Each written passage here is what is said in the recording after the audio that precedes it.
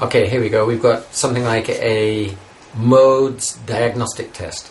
It's so that we can find out which qualities are modes of the material nature are influencing our attitudes and our activities and so on.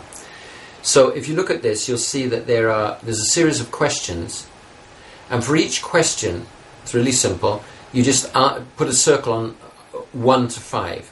5 means I strongly agree with this question. This strongly very much applies in my case. And 1 means, no, it very much doesn't apply in my case. So for each question, you'll simply put a circle around that number, and then at the end I'll show you how you can add up. So you can take the score sheet, for each one you put a circle around the number that applies to you in that particular instance.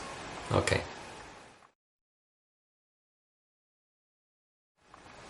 Okay, we're ready to score this diagnostic inventory.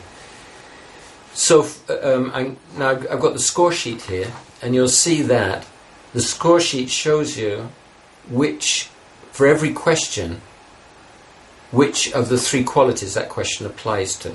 So that enables us to score for the 3 qualities to see which ones are acting. So you'll add up for each question. You'll put the score for that question in one of these 3 columns. Okay, for each question you put the score for that question in one of these 3 columns, and then at the end you just add up your score for each of the 3 columns, and that shows you what you can say what the score. It shows you how much that particular mode or that particular quality is affecting your attitudes and your activities. Okay, so you can just score up then.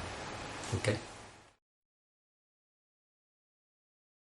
So now I want to do a practical exercise to illustrate these principles of the 3 qualities of nature. You're going to get together in small groups, and each group will have a list of questions, and the questions, there'll be 3 columns. 1 column for the positive harmonious approach, one column for the creative passionate approach, and 1 column for the ignorant destructive approach. And so what you'll do in the groups is, for each question, you'll discuss amongst yourselves, and you'll decide which of these 3 approaches that particular question relates to. So, for example, if there's something about sabotage or blowing people up, then you can guess that applies to the ignorant destructive approach. That's one example. So each group, you move into small groups, about 4 people in each group. Each group will have a set of the questions, and you'll decide amongst yourselves which of these 3 approaches each of the questions applies to. Okay, off you go.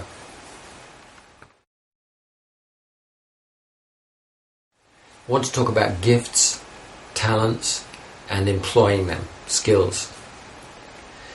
The Vedic tradition, Vedic society was built, the whole society was constructed based on a principle which is being rediscovered in modern society. Modern society, very effective businesses are understanding that people work best when they're engaged according to their innate propensity. In fact, there's one book by the Gallup organization called First Find Your Strengths. And it's in that book it says that if you find your real talent, your real gift, and you work consistently in that area for 12-15 years, then you become world class. And they're advocating that an effective organization will have effective frontline managers who are expert at seeing what is somebody's particular gift and talent and making sure that they're engaging in that way. So this principle is built into the base of the Vedic society. Vedic wisdom tradition explains that there are 4 phases of achievement. Every task that we want to carry out, first of all, it starts off with some kind of inspiration and education. The principles have to be explained. We have to understand the idea and convey them to other people. Second phase people have to be motivated and directed in order to achieve that. People's propensities, energy, has to be directed effectively so that the task can be carried out.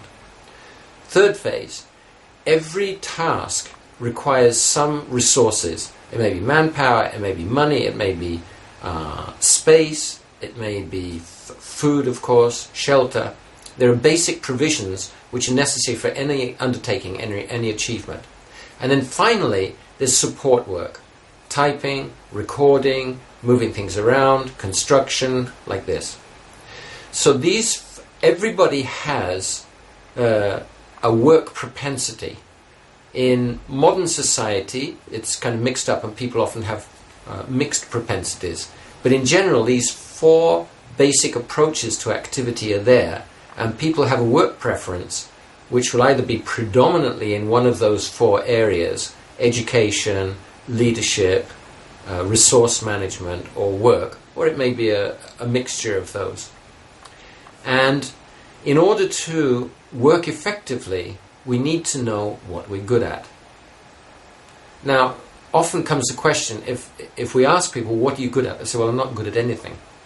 Because unfortunately, modern society doesn't help us to understand what kind of person we are, what is our work propensity. In general, the education system doesn't help so much. And in general, people are not encouraged to work according to their own gifts. Rather, they're encouraged to work according to the demands of the economy. If the economy requires so many computer programmers, then people are forced to work as computer programmers. If there's a war, then people are forced to fight in the war, whether they're actually warriors by nature or not. Now, what I'd like to show you is a very simple way of finding out more about what you're really good at. Here we've got a list of work talents, skills. At the top here, there's very competent, adequate, and underdeveloped. So you're going to cut out these cards and arrange them in these 4 columns. Now, one thing I want to point out is, when it says very competent, you're not comparing yourself with anybody else. It's very competent in comparison to our particular skills. For example, in my case, I like writing. So I may not be a brilliant writer compared with other people, but it's one of my top skills compared with my own skills. So I'll put that in very competent. And so like this, then according to those 4 categories, arrange the card skills in those columns according to whether they're your top skills you're good at but not brilliant in comparison with the others. Adequate means, okay, they're all right, but they're neither very good nor very bad. And undeveloped means you really haven't worked on those, or you really haven't developed these skills. So you can cut out the papers and then arrange them in those 4 categories columns. Okay, so we're just starting here, and what we see is that not all the cards are down, but there's very, very few on the very, very competent side, few more on the competent, and a lot on the adequate side. We need a more even spread. So as you arrange this, you'll need to end up with at least 6 or 8 in your very competent column, and then some more on the competent side. So you can skew, just be a bit more forgiving and encouraging for yourself, and give yourself this space that actually you are good at things, and put about 6 or 8 in this very competent column. And you can manage the distribution of your cards in that way. Okay.